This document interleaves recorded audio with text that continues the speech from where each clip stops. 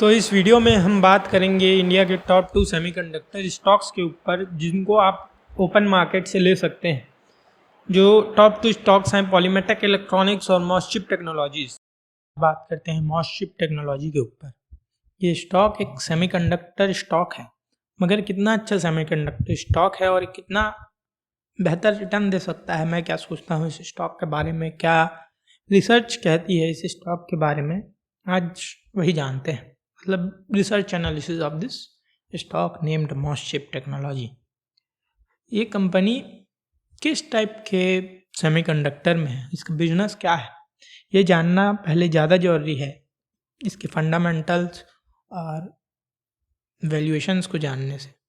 ये company prominently semiconductor design में, computers में 3 टाइप के चिप्स होते हैं प्रोमिनेंटली। पहला CPU, GPU और ASICs। GPU डिज़ाइन करती है, बनाती नहीं है, सिर्फ और सिर्फ डिज़ाइन करती है एक कंपनी जिसका नाम है NVIDIA, जिसका मार्केट कैप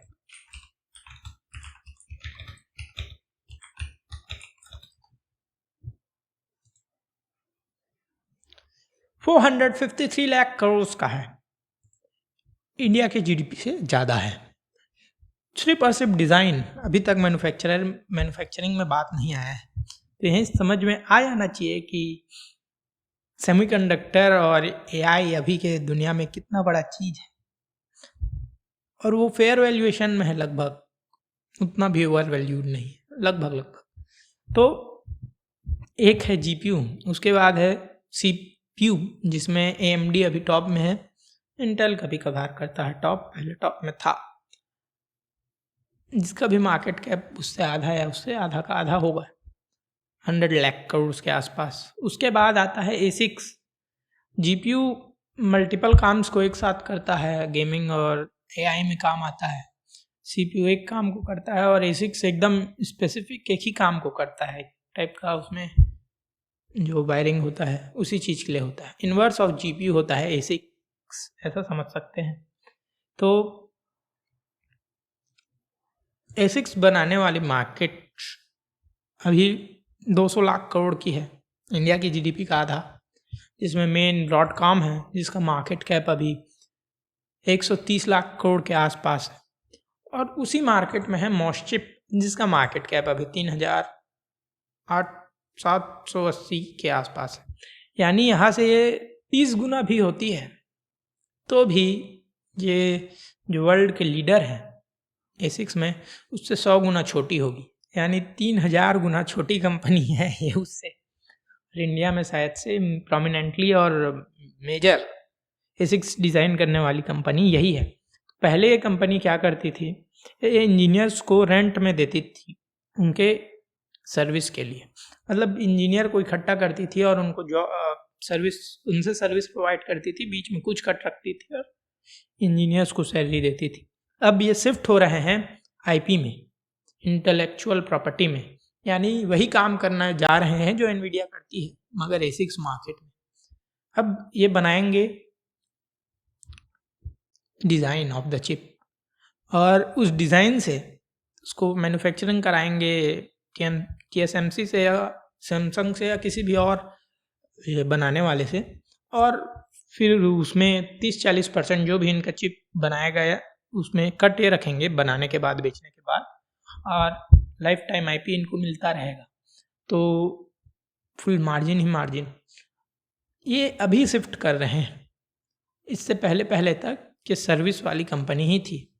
तो इनका प्रॉफिट मार्जिन अभी 10% का है, आने वाले समय में 30-40% जा सकता है, इवन 60-70 जा सकता है। अगर NVIDIA जितना जाता है, ब्रॉडकॉम जितना जाता है, तो 70-80 जा सकता है, और अभी 10 है। 7-8 गुना ऑपरेटिंग प्रॉफिट मार्जिन में बनने वाला है, और ये 30-40% से अभी सेल्स को ग्रो कर रहे थे अभी, बट अब इनमें क्या है, एक स्ट्रेटेजिक शिफ्ट आने वाला है।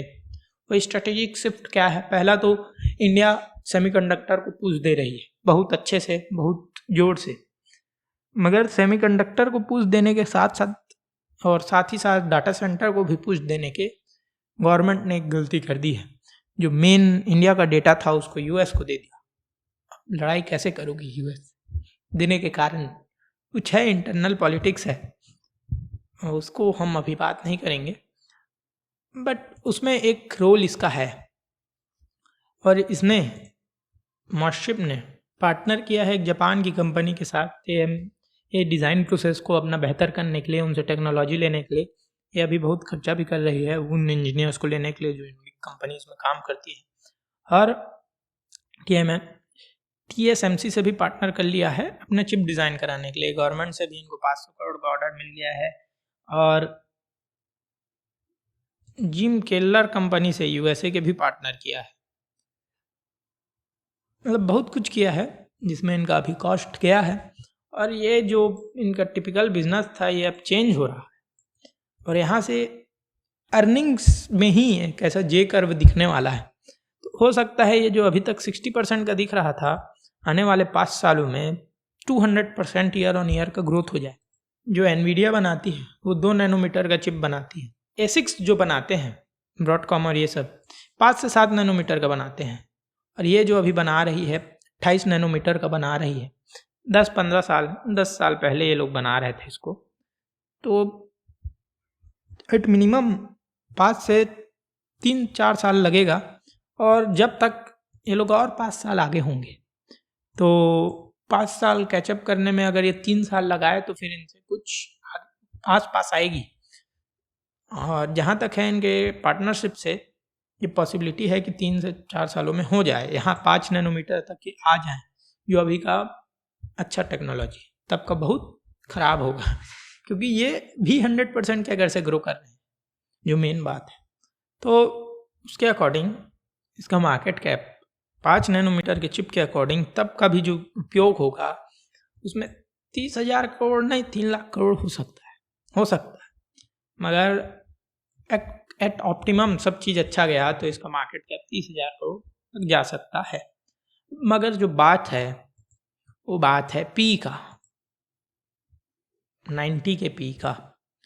अगर ये 100% ग्रोथ यहाँ से करती है ईयर ऑन ईयर तो ये कंपनी हिस्टोरिकली बहुत सिक्लिकल रहा है, मगर यहाँ पे से अब से हम ये मान कर चल सकते हैं कि यहाँ पे एक फैंटास्टिक ग्रोथ आना चाहिए, जो यहाँ पे फिर रुक गया था। मगर अब यहाँ से आना ही चाहिए क्योंकि पार्टनरशिप किया है, गवर्नमेंट सपोर्ट है, सभी चीज़ें हैं। तो 60% था, 238% का year on year profit growth, यहाँ पे फिर गिर गया। 60% का ईयर ऑन ईयर ग्रोथ आ रहा है ट्रेजेक्ट्री में। वो क्यों? नया लेबर कोड के कारण। तो अब आगे क्या हो सकता है और उस हिसाब से इसका जो वैल्यूएशन है 90 का पी, वो क्या जस्टिफाइड है? तो उम्मीद है कि आगे भी 200% का ग्रोथ आएगा। उम्मीद है, हो सकता है 100 का आए। तो अगर 100 का आता है तो 2 साल बाद या 1 साल बाद ये 53 के पी में होगा, तब भी महंगा होगा मार्केट के लिए। ऐसे नहीं होगा क्योंकि सेमीकंडक्टर है और ये सब है, मगर नॉर्मल कंपनी के लिए महंगा होगा। उसके बाद ईयर 2 में 26 का पी, जहाँ पे ये रीजनेबल होगा। तो यहाँ पे अगर गड़बड़ी होता है, इसका अर्निंग रुक जाता है, कुछ प्लेन क्रैश हो जाता है, कुछ भी ऐसा इंसिडेंट होता है अजीब सा। प्लेन क्रैश होना मतलब कितना अजीब का एग्जांपल दे रहा था, मतलब कॉन्ट्रैक्ट कैंसिल हो जाता है, पार्टनरशिप टूट जाता है, तो 2 साल के लिए कंपनी इसी प्राइस में रह सकती है जो वैल्यूएशन बता रहे हैं। और अगर 200% से ग्रो करती है तो 2 साल में बहुत चीप हो जाएगी, यानी अच्छा मल्टीबैगर हो सकती है। तो जो बात है कंपनी तो ठीक है, बट फिलहाल 92 का पी मेरे को डर लगता है। मैं थोड़ा और इंतज़ार करूँगा इसका पी कम होने का, और इनका पहला चिप जो एसिक का है नया वाला, वो डिज़ाइन कर लेने का। जिस दिन ये 2 चीज़ होते हैं, एक चीज़ ना भी हो, वो उनका जो एसिक का ये जो नया चिप है वो डिज़ाइन होता है, जिस दिन ये इंजीनियरिंग कंपनी से, सिक्लिकल कंपनी से एक आईपी कंपनी बनते हैं, एनवीडिया ग्रेड में आते हैं, उस दिन ये गोल्डन स्टॉक हो जाएगा। तब तक के लिए देख सकते हो, ऐसा चढ़ा स्टॉक, ऐसा गिरा स्टॉक, चढ़ा स्टॉक, गिरा स्टॉक, चढ़ा स्टॉक। तो अप डाउन इसमें बहुत ज़्यादा है, कारण वही है। बट अब गवर्नमेंट सपोर्ट के साथ वो चेंज होना चाहिए, पार्टनरशिप के साथ चेंज होना चाहिए, और एक अच्छा कंसिस्टेंट कंपाउंडर बनना चाहिए। बट उसके लिए अभी समय है, अभी मैं थोड़ा सा कॉन्शियस हूँ इस स्टॉक में एंट्री बनाने के लिए, बाकी स्टॉक तो ठीक है। मैं इस सेमीकंडक्टर कंपनी को नहीं ले रहा हूँ, तो एक और सेमीकंडक्टर कंपनी को ले रहा हूँ जिसका वीडियो यहाँ पे आ जाएगा, चेकआउट कर सकते हैं। अभी करंट बजट में गवर्नमेंट ने इलेक्ट्रिक मैन्युफैक्चरिंग स्कीम में 60% का इंक्रीज़ किया है सिर्फ और सिर्फ बजट में, जिसका मतलब मल्टीफोल्ड इंक्रीज़ है कंपनी के परफॉर्मेंस में, क्योंकि उसके बिना भी एक नॉर्मल कंपनी ग्रो करती है। एक PLI मिले बिना भी, गवर्नमेंट का सपोर्ट मिले बिना भी कंपनीज 150% ऐसा ग्रो करती हैं। और जब 60%, मतलब शायद ही किसी सेक्टर को मिला होगा, डिफेंस को भी नहीं मिला, उतना अगर किसी सेक्टर को सपोर्ट मिलता है तो वहाँ कैसे मल्टीबैगर पैदा हो सकते हैं। उस कंपनी का परफॉर्मेंस जो इस स्कीम में चल सकती है, उसका प्राइस कितना बढ़ सकता है, अर्निंग कितना बढ़ सकता है। तो गवर्नमेंट ने अभी जो किया है वो सेमीकंडक्टर और इलेक्ट्रॉनिक मैन्युफैक्चरिंग कंपोनेंट्स के लिए किया है। उसमें कौन कौन सी चीज़ें आ जाएंगी, लगभग कैमरा भी आ जाएगा, PCB भी आ जाएगा, ग्राफिक कार्ड भी आ जाएगा, CPU भी आ जाएगा, फ़ोन भी आ जाएगा। बट ये सब बनाने वाले इंडिया में है क्या? नहीं, कोई ग्राफिक कार्ड बनाने वाला मैन्युफैक्चरर नहीं। PCB के हैं। PCB एक अच्छा का बेट हो सकता है इस चीज़ के बाद, हो सकता है, मगर उसमें अच्छे शेयर्स हैं नहीं, उतने अच्छे शेयर्स अच्छे वैल्यूएशन में नहीं हैं। जो स्टार्टअप्स हैं PCB को लेकर वो अनलिस्टेड है। तो PCB can be a good bet, but है ही नहीं तो क्या करोगे? फिर क्या बचा? मोबाइल फ़ोन में मैन्युफैक्चरिंग वाला केन स्टिक्सन, उनका प्राइस ऑलरेडी बढ़ा हुआ है, P ऑलरेडी ज़्यादा है, 50-60 का है, 150 तक चला गया था, वो पहले से बेनिफिट एंजॉय कर रहे हैं। श्यामा SGS जो कि भी महंगा है, हालांकि ठीक ठाक कंपनी है बट महंगा है। फिर सेमीकंडक्टर में इस वीडियो में मैंने कवर किया है, बाकी सब भी महंगे हैं, मतलब बड़ा पैसा नहीं बन सकता, P एक्सपेंशन नहीं मिल सकता, सिर्फ और सिर्फ अर्निंग एक्सपेंशन मिलेगा। तो ऐसे में क्या किया जाए? तो फिर मैंने रिसर्च किया, बहुत रिसर्च किया, तो मुझको एक कंपनी मिली पॉलीमेटेक इलेक्ट्रॉनिक्स, जो ऑप्टो सेमीकंडक्टर चिप्स बनाती है। प्योर सेमीकंडक्टर नहीं है, 1990s के समय का सेमीकंडक्टर है, मगर है सेमीकंडक्टर। इसको PLI मिलेगा, बैकबोन सपोर्ट सेमीकंडक्टर बनाने का मिलेगा, और किसी दिन ये बड़ा सेमीकंडक्टर भी बनाएगी। तो इस वीडियो में हम उसी के ऊपर बात करेंगे कि इस सेमीकंडक्टर या ECMS जो स्कीम है उसके तहत इसको कितना मुनाफा हो सकता है, प्योर हिंदी।